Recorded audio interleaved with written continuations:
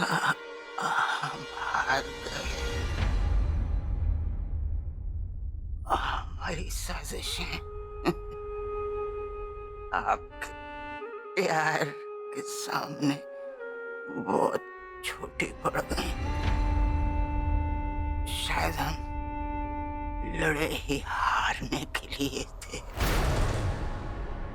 ये जज्बाती बातें, ये माफिया बचा के रखिए बड़ी रानी माँ। इन्हें दोहराने के लिए बहुत वक्त मिलेगा आपको। आपने भले ही हमेशा हम लोगों को पराया समझा, हमने हमेशा आपको अपना समझा था। आप हमारी दादी थी, हमारे बीच एक रिश्ता था। अब भले ही वो रिश्ता टूट गया, पर उसकी याद बाकी है बड़ी रानी माँ। हम आपकी जान नहीं लेंगे। आपकी जिंदगी ही आपकी सजा है। आप जिंदा रहेंगी, पर कैद में। ऐसी कैद जिससे सिर्फ मौत ही आपको आजाद करा सकती है।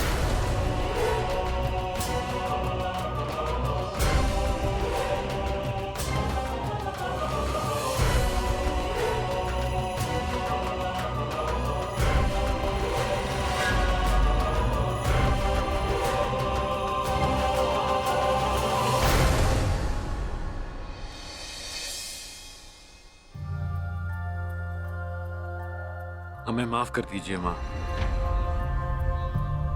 हमने पता नहीं आपको क्या क्या कह दिया। और नहीं नहीं राणा जी, आपने कुछ नहीं कहा। आप तो बड़ी रानी माँ के वश में थे। अपमान तो उन्होंने मेरा किया, ताने तो उन्होंने मारे। आप तो सिर्फ उनकी आवाज थे। बुरा वक्त था, बीत गया। बुरी बातों को भूल जाना ही अच्छा है। अभी तो अम्बे माँ को धन्यवाद करने का वक्त आया है। शुक्रिया जी। और हम किसी और का भी शुक्रिया अदा करना चाहते हैं।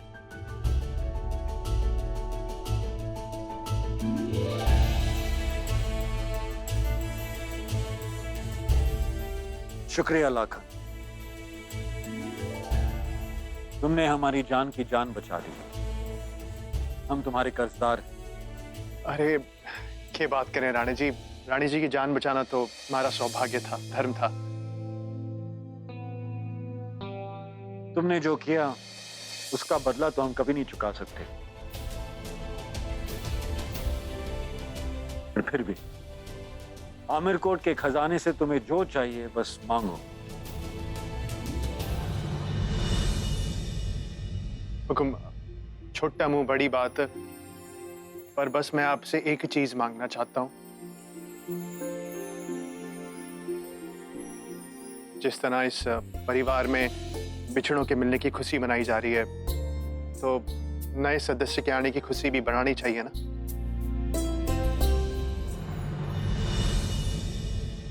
देखिए, मैं जानता हूं छोटे कुंवर जी इस दुनिया में नहीं रहे, लेकिन राजकुमारी स्वर्णा ने जो इतनी बड़ी खुशखबरी दी है, उस खुशी को तो हमें मनाना चाहिए ना।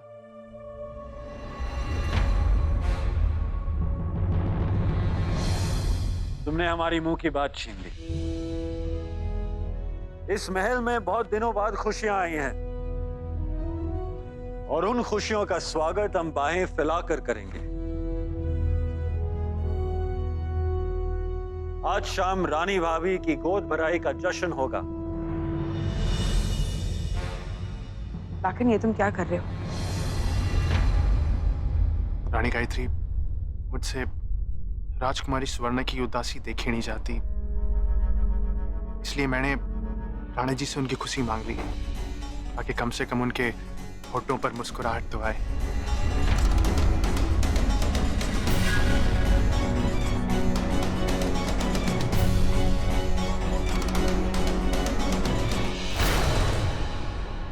हमने क्या क्या सपने देखे थे। अंग्रेजी दर्जी से हमने अपने लिए नए कपड़े बनवाए थे। ग्वालियर से हमारे लिए नया मुकुट बनकर आने वाला था। तो आने दीजिए। उसे पहनकर बैठेंगे कहाँ? आपकी गोद में।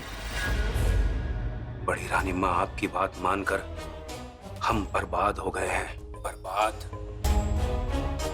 पहले हमने अपनी इज्जत खोई, फिर अपना बेटा खोया, अब बस जान बची है।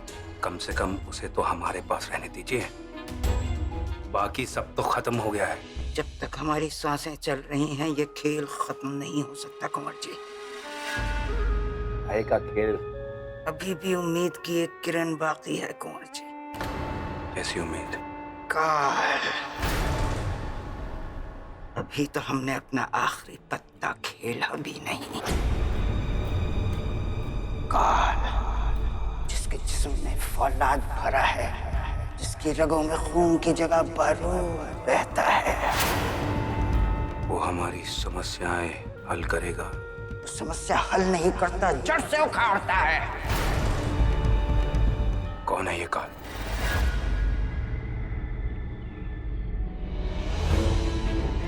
बहुत बरस पहले की बात है। हम कुछ सिपाहियों को साथ लेकर जंगल में शिकार खेलने गए थे। वहां पर हमने एक 12 साल का जंगली बच्चा देखा जो अपने हाथों से शेर मारकर खा रहा था।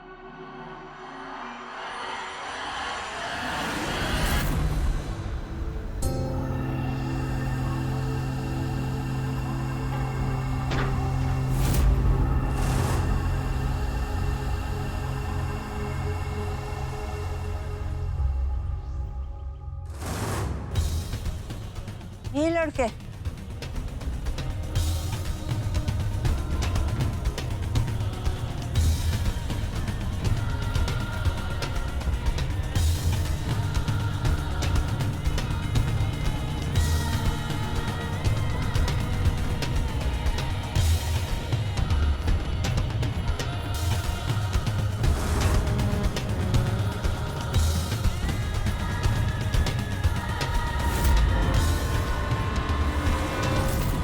कौन हो तुम?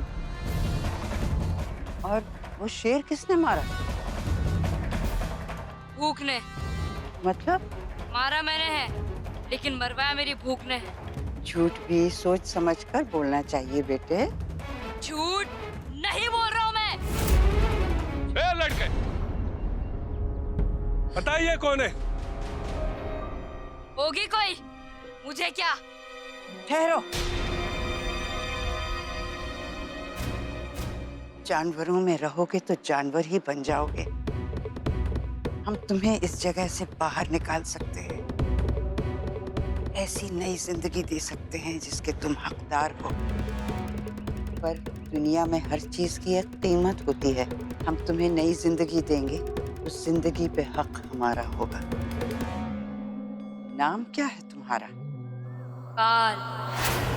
यही काल है, यही हमारी आखिरी उम्मीद है।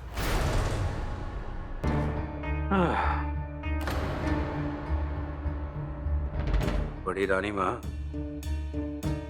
आपका दिमाग चल गया है। पहले आप उस अवधेश को लेकर आई थी, फिर उस रागेश्वरी को, और अब काल। ये किराए के टट्टू राणा जी का कुछ नहीं बिगाड़ सकते हैं। अब हम और मुसीबत नहीं झेल सकते बड़ी रानी माँ।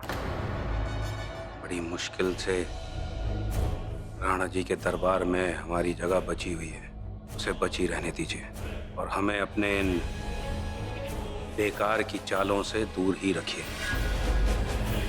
इस वक्त राणा जी के साथ मिलकर चलने में ही हमारी भलाई है, और आपकी भी। काल।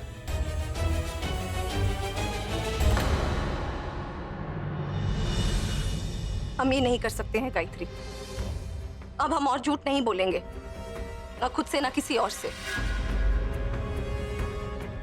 वो कुंवर जी और कुंवर रानी जी हमारे बच्चे को सिंहासन तक पहुंचने की सीढ़ी बनाना चाहते हैं, और हम कुछ नहीं कर पा रहे हैं। अरे हम तो अपनी बेबसी पर आंसू तक नहीं बहा पा रहे, और आप चाहती हैं हम इसका जश्न मनाएं? नहीं, हम लाखन पर और खुद पर ये जुल्म नहीं होने देंगे। हम चाहते हैं कि हम आज ही राणा जी को सब सच बता दें। नहीं स्वर्णा, मैं तुम्हारी बात समझती हूँ और मैं ये भी जानती हूँ कि राणा जी भी तुम्हारी बात समझेंगे। हम राणा जी को सच बताएंगे स्वर्णा, पर आज नहीं। राणा जी के जीवन में अभी अभी एक बड़ा तूफान आकर गया है। उन्हें संभलने के लिए थोड़ा वक्त लगेगा। उन्हें थोड़ा वक्त दो स्वर्णा। इस महल में कितने दिनों बाद आज खुशियां आई हैं। बस एक पल के लिए इस महल को, महल के लोगों को जी भर के हंस तो लेने दो। मैं वचन देती हूँ, सही समय आने पर मैं राणा जी से बात करूंगी। तुम्हें और लाखन को मिलाना मेरी जिम्मेदारी है स्वर्णा। सब कुछ। आप दोनों यहाँ बैठिए, हम कहाँ कहाँ आपको ढूंढे जा रहे हैं। आज इस नन्हे मेहमान के लिए एक ऐसा जश्न होगा कि पूरा आमिर कोट देखता रह जाएगा। चलिए रानी गायत्री, हमें बहुत तैयारी करनी है। कम कम। अब सही कह रही थी गायत्री। आज ये सच राणा जी की खुशियों को ग्रहण लगा देगा। आज नहीं, इस सच को सही वक्त का इंतजार करना होगा।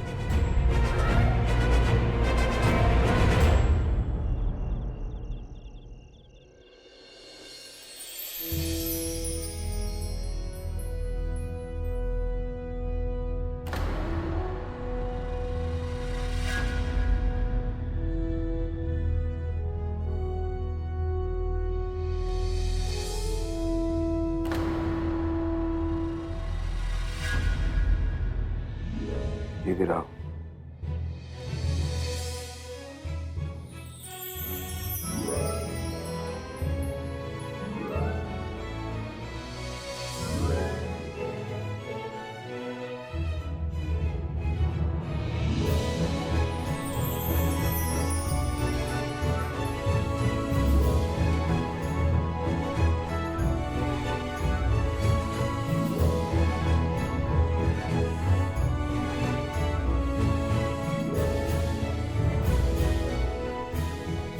ये आप क्या कर रही है रानी भाभी?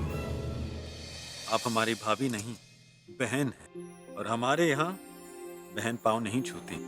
हम लक्ष्यराज को नहीं बचा सके, और हम आपको वचन देते हैं, आपकी संतान की रक्षा हम अपने प्राण देकर भी करेंगे।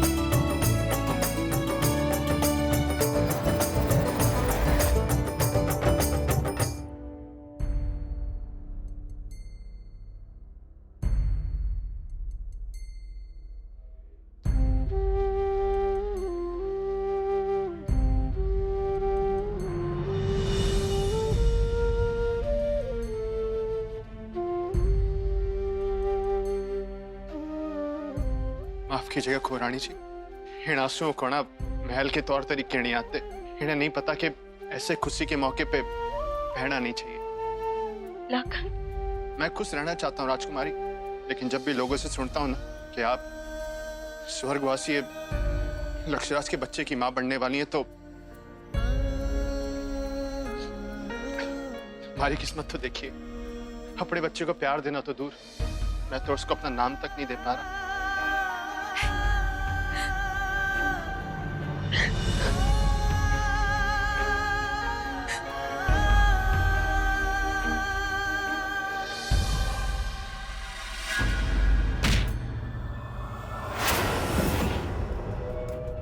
तुम्हारी हिम्मत कैसे हुई रानी भाभी को हाथ लगाने की?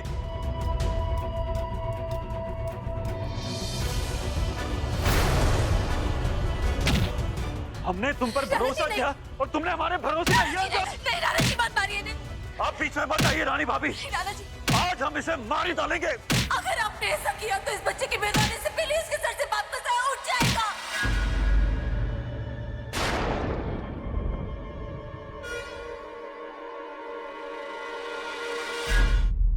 क्या?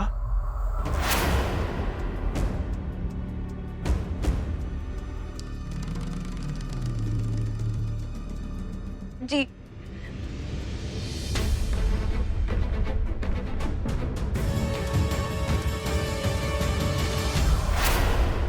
लाखन हमारे होने वाले बच्चे के पिता हैं।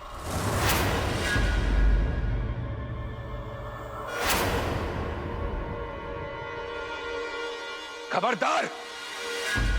एक भी शब्द आगे कहा तो महादेव की कसम हम तुम्हें मार डालेंगे तो मार दीजिए।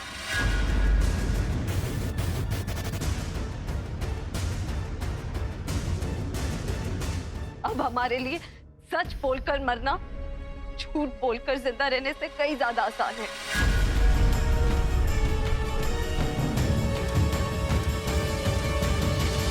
कोई हमें बताएगा कि यहाँ हो क्या रहा है?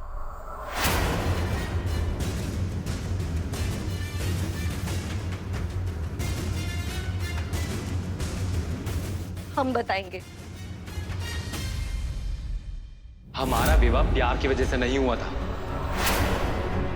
बल्कि इसलिए हुआ था क्योंकि हमें राजघराने में दिखावा करने के लिए पत्नी की जरूरत थी।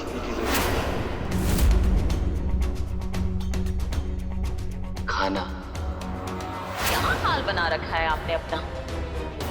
जरा सजिए संवरिए, तभी तो चीता आप पर वार करेगा। पर अगर आप गई तो अगली बार तोहफे में आपको आपके पिता का सर मिलेगा।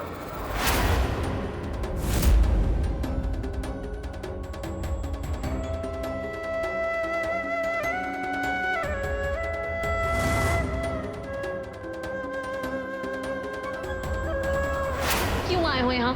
अपने प्यार के लिए। हमारी छत के नीचे हमारे होते हुए एक लड़की पर इतना जुल्म, इतनी नाइंसाफी हो रही थी और किसी ने हमें बताया तक नहीं।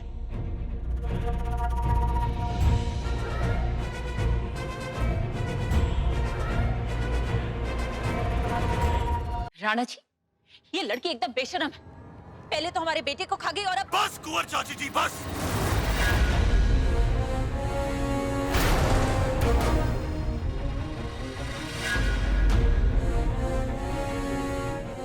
आप अपनी मर्यादा भूल गई हैं। हमें अपनी मर्यादा भूलने पर मजबूर मत कीजिए। अगर आज हम अपनी मर्यादा भूल गए तो अभी और यही हमारी तलवार आप सबका फैसला कर देगी। तलवार हमारे पास भी है राणा जी। आप हमारी पत्नी से ऐसे बात नहीं कर सकते। राजवंशी हैं हम भी। और राणा जी, ये हमारा घरेलू मामला है। इसके बीच में बोलने का आपको कोई हक नहीं है। चलो।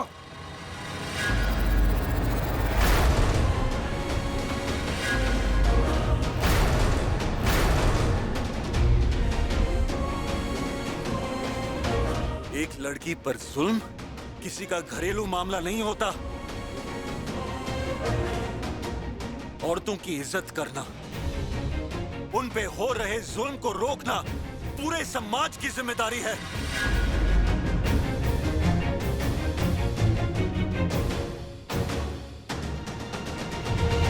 औरत मां होती है, बेटी होती है, पत्नी होती है, बहन होती है।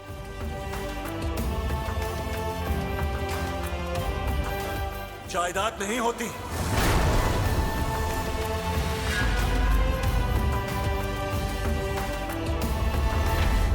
कुंवर चाचा जी, रानी भाभी का हाथ छोड़िए। और ना छोड़े तो आपका हाथ आपके शरीर का साथ छोड़ देगा।